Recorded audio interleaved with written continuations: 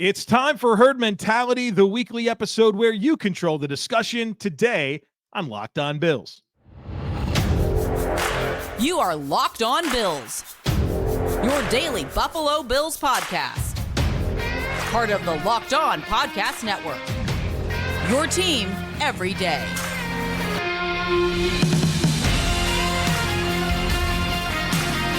What's up, Bills Mafia? It's Joe Marino, author of Go Bills and Buffalo's Run, also the co-host of the Locked On NFL Scouting Podcast, and I am your host of Locked On Bills. Want to thank you for making Locked On Bills your first listen every day, and a big welcome and shout out to our everydayers. You know who you are. Those of you who never miss a single episode, I appreciate y'all being here very, very much. I'd also like to invite you to subscribe or follow for free on YouTube or wherever you listen to podcasts. We're part of the Locked On Podcast Network, your team every day. Today's episode is brought to you by FanDuel. Make every moment more. Right now, new customers can get $150 in bonus bets guaranteed. It's $150 win or lose. Just visit FanDuel.com/LockedOn to get started. Well, folks, very excited for Herd Mentality. Have some great questions to dive into, but there is something that is even more exciting to me. And that is that since our last conversation, my wife delivered our second child on Thursday evening, and we are elated to announce that our daughter is here. Her name is Reese Elizabeth Marino. She was 7 pounds, 5 ounces at birth, 20 and a half inches long. Everyone is happy and healthy. And it's been a really fun stretch. The baby was originally due on April 14th. She came just a little bit early on April 11th. And I'll tell you just a little bit about that day for us. We were having what felt like a very normal Thursday. My wife even had a doctor appointment on Thursday morning. She came home. We did all the regular things that we would do in a day. We wound up making dinner. She made dinner. She made sourdough bread. And she was going to sit down on the couch and relax until we put our oldest, Rebecca Jean, who's 4 years old. We were going to put her to sleep in about an hour or so. And she sat down on the couch, and things escalated very quickly. Her water broke at 6:56 p.m. The baby was born at 7:43 p.m., so very, very quick. Actually, the baby came about 5 minutes after I got her to the hospital, and I'd say it was an amazing experience. My wife was incredible. We wound up coming home on Saturday afternoon. We're adjusting, obviously. It's funny how different things are compared to the first one, where we would sweat over every single little detail with Rebecca Jean. And now with Reese, we're certainly dialed in on everything, but we find ourselves giggling at the same things that we were really nervous about the first time around. I think the biggest challenge to this point has been with my 4-year-old and just kind of seeing how this all works together with her. And she's been the star of the show for 4 years, and she'll remain the star of the show, of course. Now we have another star, a co-star, but that adjustment's been interesting to this point. We have great support from family and friends that are nearby, and I'll leave you with one last thought here. Moms are incredible. They are incredible, and my wife is no exception. She's absolutely amazing. So we are adjusting, and excited to be doing this podcast. It feels like the most normal thing I've done in about 5 days. So thanks for giving me your ear here on this Monday to welcome in Reese Elizabeth and now to talk about the Buffalo Bills. So let's get into these outstanding questions. The first one today comes from Mike, who says, I've heard a lot about how we can replace Diggs from a wide receiver perspective, but what about sprinkling in a bit more James Cook as well?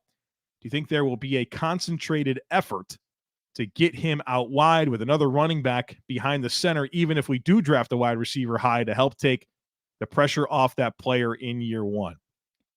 I think it's a good question. And I think generally speaking, I do think that the run game impact is something we need to be talking more about in this overall offensive equation of what this unit looks like since with Stefon Diggs no longer in the mix. And one thing that I keep kind of pointing back to as often as I can is on the day that the Bills traded away Stefon Diggs, that morning, I did an episode on James Cook and, really just kind of asked myself the question, how good is he? And brought up a bunch of different metrics and scouting points to consider, what type of back he can be moving forward. And so I'd encourage you, if you missed that, because it got lost in the shuffle of the Stefon Diggs trade, I'd encourage you to go back and check that out. But I do think that the run game in general is going to be really important. I've talked a lot throughout the last year, it feels like, on this podcast about how defenses are playing the game differently, especially against teams against the Bills, where you're seeing lighter boxes and 2 high safety shells. And the entire objective is to take away explosive plays in the passing game. And it tests these quarterbacks to be patient. And that's an offensive coordinator's willingness to stay committed to running the football. And I thought Joe Brady had a really good mix down the stretch. It was very much a winning formula. And I think you'll see a lot of that carry over into 2024, but I still expect the Bills to be a pass-aggressive team. I wouldn't expect Josh Allen to throw the football less than 550 times this coming season. And, of course, that run scheme with the influence of Aaron Kromer really took off. And, I think it's obviously going to have a bit of a different look and feel considering the turnover on the interior offensive line.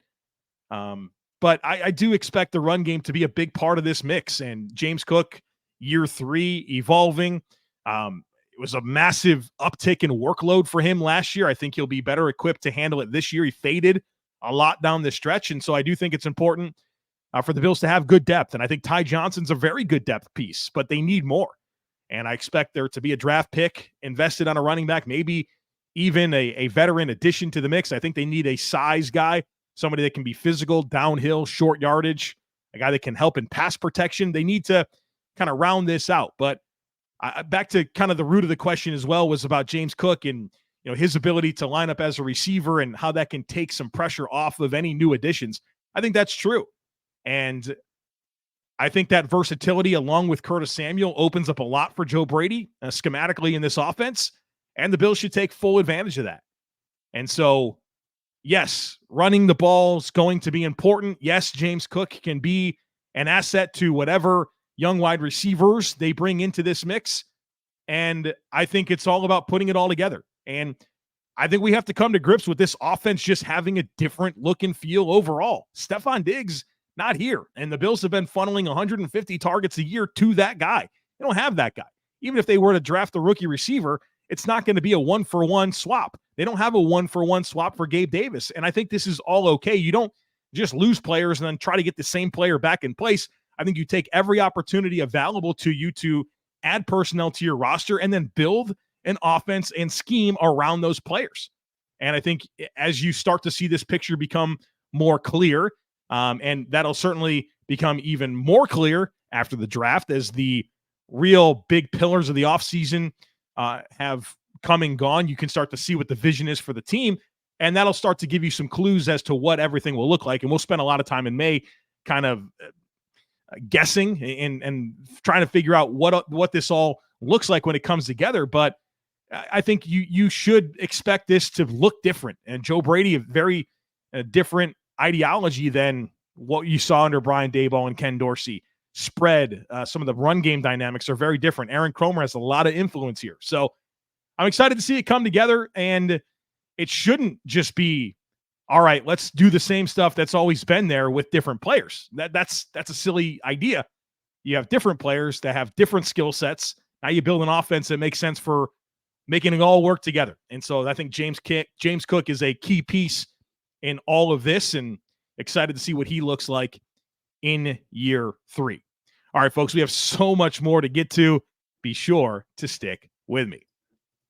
Passion, drive, and patience, what brings home the championships, is also what keeps your ride or die alive. eBay Motors is everything you need to maintain your vehicle and level it up to peak performance. Superchargers, roof racks, exhaust kits, LED headlights, and more. Whether you're into speed, power, or style, eBay Motors has you covered. With over 122 million parts for your number one ride or die, you'll always find exactly what you're looking for. And with eBay Guaranteed Fit, your part is guaranteed to fit your ride every time or your money back. Because with eBay Motors, you're burning rubber and not cash. With all the parts you need at the prices you want, it's easy to make your car the MVP and bring home huge wins. So keep your ride or die alive at ebaymotors.com. Eligible items only. Exclusions apply. eBay Guaranteed Fit is only available to U.S. customers.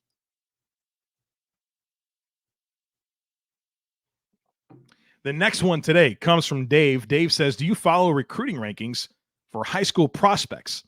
It seems like the last 5 or so drafts, draft analysts keep proclaiming this is such a deep crop of wide receiver talent. This should be expected if you look at recruiting rankings, though.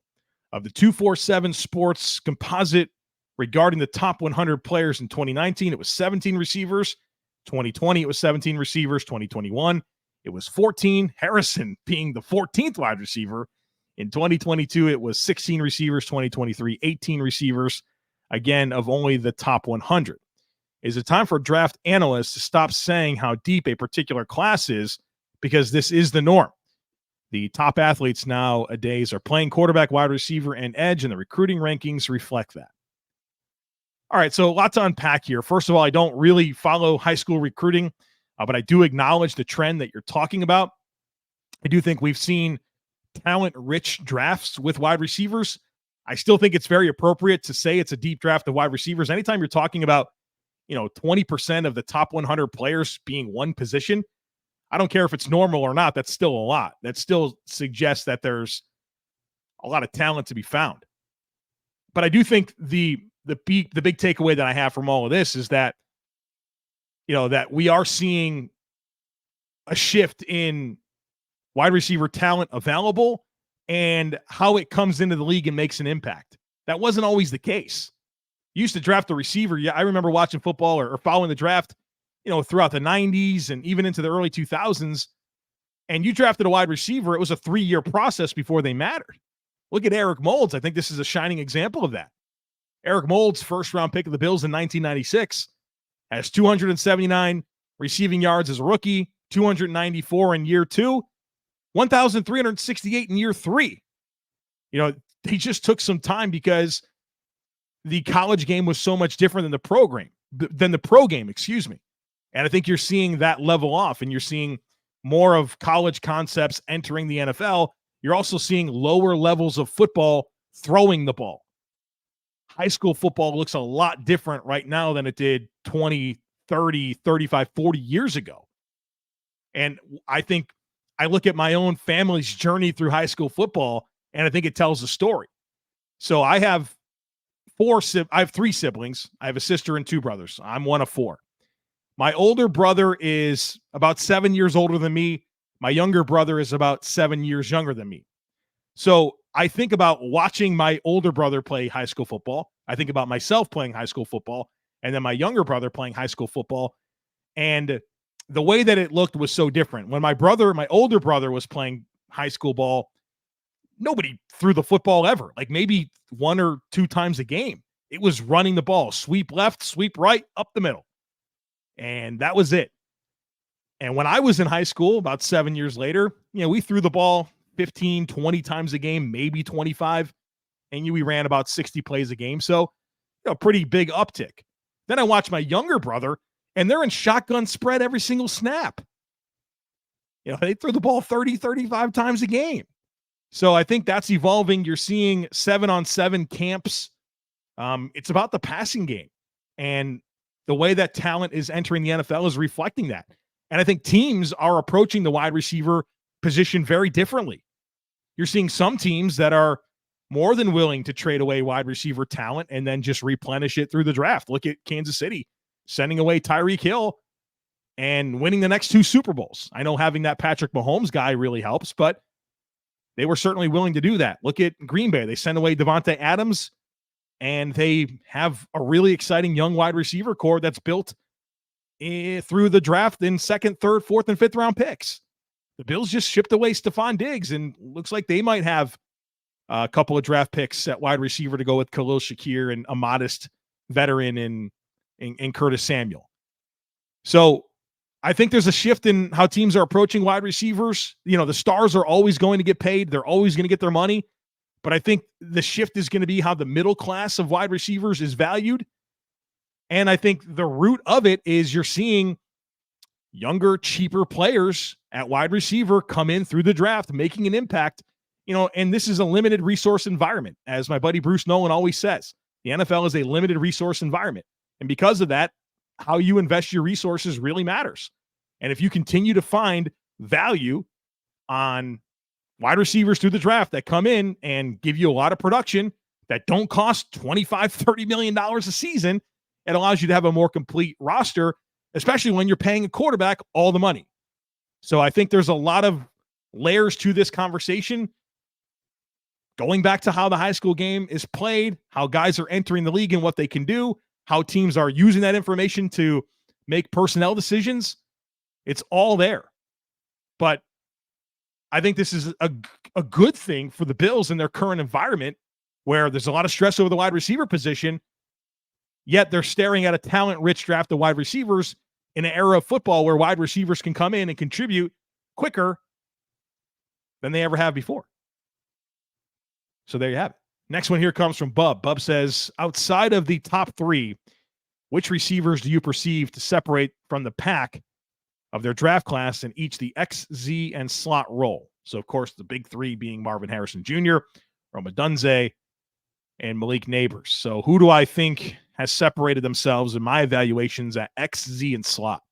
I think at the X position, it's very clearly Xavier Legette for me. I think he's everything you're looking for in a big-bodied, physical, can win leverage battles, can win at all three levels of the field, gives you size, yards after catch, physicality. He's a really good-looking X receiver to me. I think he's the best one outside of the big three. For the Z position, I like Brian Thomas Jr. out of LSU. I think his ability to win down the field, that speed element, the ball tracking, the size is a big deal. I think he's got to become a more complete player. A more complete player for sure. I think there's a lot to unlock with this game, but the vertical skill and the talent that suggests he can get better in some of the other areas gives him a really high ceiling, and that intrigues me. And then in the slot, I think there's a lot of candidates here. It wasn't like very, very easy for me to settle on a guy. I think with the X and Z, I could tell you very quickly, Xavier Legette, Brian Thomas after the big three, they make the most sense. In the slot, I think you can make a case for either Ladd McConkey or Ricky Pearsall. McConkey out of Georgia, Pearsall out of Florida. Route runners. These guys can run routes, and they have really good hands. Their separation skills, their quick separation skills are really, really appealing. So you want to talk about building a good-looking wide receiver core without any of the top three, Xavier Legette, Brian Thomas, and then Ladd McConkey / Ricky Pearsall. I think you're going to love how those skill sets complement each other and fit into kind of the traditional X, Z, and slot roles. Dean says, loving the podcast lately and the deep dive into wide receivers, which of course means the Bills will pick defensive linemen in the first 3 rounds. One option you had was to trade back a bit and gain another pick. Do you think teams would or should value the extra draft pick instead of having the 5th-year option on a player?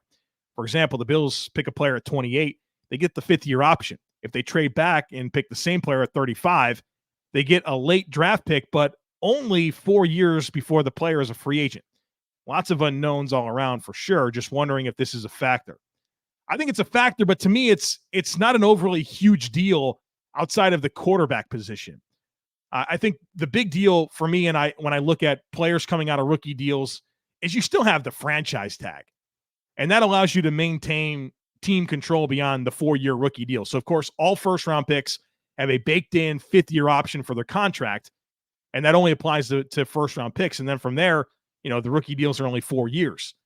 To me, just get an extension done. If that's your guy, if that's a player that you want to commit to long-term, after 4 seasons, sign him to a long-term deal. And if you can't, put the franchise tag on him. I mean, that's how I approach it. So I think it matters a little bit, but to me, it's not an overly huge deal because of the franchise tag and just the fact, get an extension done. And I think as Bills fans, we look at this a little bit differently, where through the drought area, you had a good player. You think about Jarris Byrd, you think about Andy Levitre, Robert Woods, those are all day 2 picks, guys that were really good. And, they do their thing and they leave town. I don't think it's the same situation. I think players want to stay in Buffalo.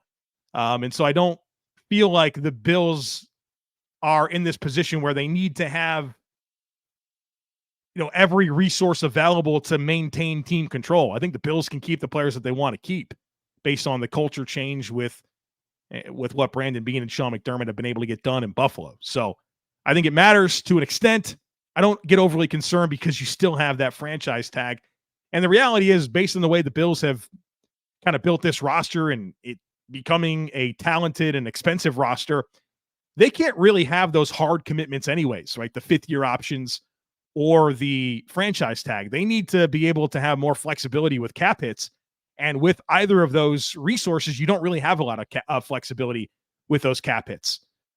So I don't get concerned about this from a Bills perspective, maybe for other teams, maybe for quarterbacks, but it's not going to move me off of it. I'd rather not have the fifth-year option and having a third-round pick and trade out of the first round than just picking a player at 28 with the tiebreaker being, well, you get a fifth-year option. I'm not as concerned about that. Robert said, what is the correlation between the number of pre-draft meetings with prospects and the likelihood that player will be drafted? I noticed the Bills have had multiple meetings with Troy Franklin at the combine, pre-draft visit, private workouts, etc. But to my knowledge, only one meeting with Xavier Legette at the combine. From past drafts, do you see any correlations in the Beane era in number of meetings and likelihood of being drafted? For example, last year, how many times did the Bills meet with Dalton Kincaid as opposed to other tight end prospects? Here's the hard. This is a great question. The hard part is that we just don't have a complete data set here. We have no idea who the Bills met with at various different events, whether it's a Senior Bowl, combine, pro days, pre-draft visits. We don't know. We get some of that reported, but I guess it's probably only a fraction. And so I started to research this question, and I'm looking back at the last couple of drafts, and you can see that there's definitely a few players every year that the Bills have spent a lot of time with that they draft, but I think the data set is too incomplete for us to know for sure. I've certainly talked to people in the league about pre-draft visits and what we should take away from them, and I've heard different things from different people. One person said, for players that we brought in for 30 visits, we almost never drafted them, and they would be very intentional about making sure that there wasn't trends in that data. For other people, it was, we just need more information on a guy. Usually if we spend a lot of time with a guy, it's that we do have interest in them, but, there's something about them, whether it's a character concern, medical stuff, things we got to figure out about them. So I don't think we know enough, and I think it varies from team to team. I know that you, of course, asked this from a Bills angle, and you're looking for kind of tendencies with Beane, but I think the lack of a complete data set makes it hard to really come away with concrete takeaways from visits and if they're drafted by the Bills, because we just don't know the full extent of it. I know that the Bills are very cautious about who they bring into their team, and I would guess that they want to do as much due diligence on players they invest in, and you do see a correlation between interest and draft picks, but it's hard to really put that all together and say for sure what the correlation is because the data set is so incomplete. All right, folks, we got a bunch more to get to here today on the podcast, so be sure to stick with me. I've been told I'm a competitive person. Do you think that's true? Okay, well, yeah, I do have a competitive side to me, and that competitive side is a big fan of Monopoly Go. I'm sure you've heard of it. It's been downloaded over 150 million times. It's a great twist on Monopoly where you play on not one, but hundreds of Monopoly boards in crazy locations, building up amazing cities that bring you big money. But the best part is messing with my friends. I can charge them rent on my iconic properties, just like classic Monopoly, but now I can also rob their vaults of riches for myself, and the leaderboards show me who the biggest Monopoly tycoon is. But it's not just my competitive side that loves it. You can team up with friends and people all over the world in timed tournaments to earn huge rewards. So get in the game and join your friends. Download Monopoly Go now for free on the App Store or Google Play. It's playoff time in the NBA and NHL. Baseball's in full swing, and FanDuel is your place to bet on every game. Right now, new customers can get $150 in bonus bets guaranteed. That's $150 win or lose. You can bet on everything from slap shots to home runs to slam dunks, all on an app that is safe, secure, and super easy to use. So what are you waiting for? Visit FanDuel.com/lockedon and make your first bet an automatic win. FanDuel, America's #1 sportsbook.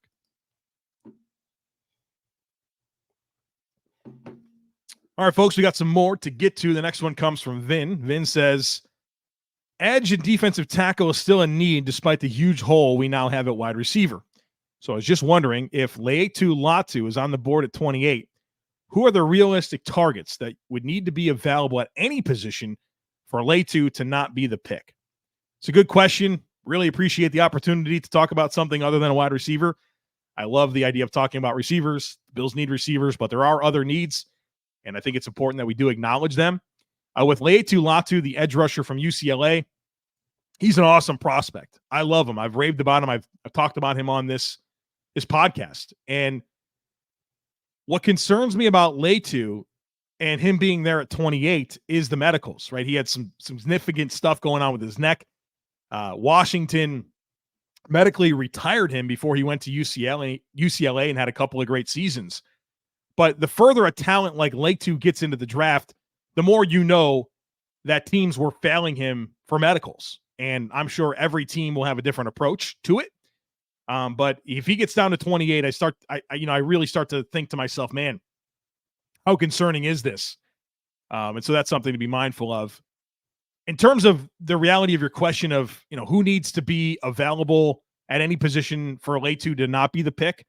Well, I have Dallas Turner and Jared Verse as edge rushers, graded higher than Laitu. So those two players. I think Byron Murphy, the defensive tackle from Texas, is a player I'd pick over Laitu. I probably will have Cooper Dejean, the defensive back over at Iowa, over him as well. And I'll tell you this, all of those players, those top three edge rushers, Cooper Dejean, Byron Murphy, will all be higher graded players for me than wide receiver 4, which is Xavier Legette. So it'd be those top three receivers, then those mix of defensive players, Turner, Verse, Laitu, Dejean, and Murphy. So I think that's a good little nugget for you to really get inside my mind of how I would value some other really good prospects at other positions over that fourth wide receiver. Now, I'd be totally fine with Xavier Legette, of course, but I still think there's a lot of merit to these players. I think you can look at this in terms of combinations, which I think you should. Would you love to get one of those players, Laitu, Turner, Verse, Dejean, Murphy, and then get a comparable wide receiver at pick 60? Or would you rather get a wide receiver at 28 that is comparable to the receiver you can get at 60 and then, some lesser DB or defensive lineman at 60, right? I think you have to be mindful of the talent cliffs in the draft and allow that to inform your decisions. And so it's a big part of my philosophy for this draft for Brandon Beane. Next one here comes from Brett, which gives me a chance to talk more about Cooper Dejean. Brett says, got around to watching some Cooper Dejean tape, and I'd be excited to have him for these new kickoffs, special teams, let alone defense, as a versatile chess piece. These kickoffs seems like a huge deal. I think I'd be avoiding Bills Mafia social media after drafting a cornerback in the first round, though. Looking forward to hearing you talk about him more. I love Cooper Dejean. I think of him as a safety, especially if the Bills drafted him. He's a good football player. Over the last 2 seasons, 7 interceptions, 13 pass breakups, 3 defensive touchdowns, 5 tackles for loss. He's a baller. He's a playmaker. Dynamic ball skills, physical in every aspect of the game, outstanding tackler, consistent angles, plays off contact, plays with a hot motor. He's versatile. I think you can do anything with him. Play man-to-man, zone, off-man, press coverage. He's a really good football player. He's also a good returner. You mentioned that in the question. As a punt returner, 31 returns for his career at Iowa, 26 fair catches, an average of 13 yards per return with a touchdown. That his punt return touchdown, one of the greatest highlight reels you'll ever see as a return. And he also had 0 muffs. So big-time athlete with good size. He's a playmaker. I like him best at safety. I think that allows you to take advantage of his versatility. And I think his biggest wart on tape is transitional quickness. I think he's a great athlete, but there's some rigidity. He's rigid with some of his transitions. Sorry, I got a little baby brain here, folks. I'm tired. But some of that transitional quickness isn't really there to flip his hips and turn. But I think if you get him playing safety, playing with vision, being able to see how things develop and allow him to just trigger and be instinctive and make plays in the ball and be physical and tackle, you're going to have a heck of a playmaker. So I'm a big fan. I could not be upset if the Bills pick Cooper Dejean at 28. There's no planet where I could be upset about that because that's just a friggin' good football player. That's going to be a big-time playmaker for somebody's secondary. Next one here comes from Brian. Brian says, mock draft season has me wondering, what do you think the Bills or any NFL team for that matter do to prepare for the actual draft day? Do you think they get into the war room a few times and run through mock draft scenarios? Do they have sophisticated software to run draft simulations? Are there companies out there that role play other teams to put them through their paces? Or do you think they just wing it? No, they don't wing it. It's exactly what you're talking about. There are tons of mock draft scenarios. They have mock draft meetings. They will use their entire personnel department and divide up the league, and they'll run through scenarios. And then, of course, when the Bills pick, they obviously collaboratively make those picks. I've also seen at least one NFL team's pre-draft reports that they have on other teams. I know that area scouts, whenever they get done with the pro day circuit, their next job is to really start to dive into the rest of the league and put together reports for the staff where they have comments about every single player, comments about every position group. They project team needs, they project targets, and that allows them to be really informed going into the draft and have an understanding of the realistic players that'll be available. But at the end of the day, I think the whole process is really simplified if you look at it like this. You spent an entire year evaluating this draft class. You put them in order, you peel off names. Like, that's the whole purpose of this, is like, stack the players in the order that you like them, peel them off as they're picked, and the highest one left is the one you should pick. To me, you can have all the scenarios. You should have them all. You should have an idea of what you want your draft class to look like. But at the end of the day, if you're literally evaluating these players and putting them in order that you like them, peel them off one at a time as they're drafted. The one that's highest, pick the player, right? I think you can do so much prep. They do so much prep. But at the end of the day, that's really what you do. And I think if you stay committed to that, if you have a good personnel staff, if you have a good process, that's going to lead to good results. Last one here comes from Alex, who says, I have a question about the scouting process. I've heard a few draft analysts say they watch 3 games of a prospect to grade them.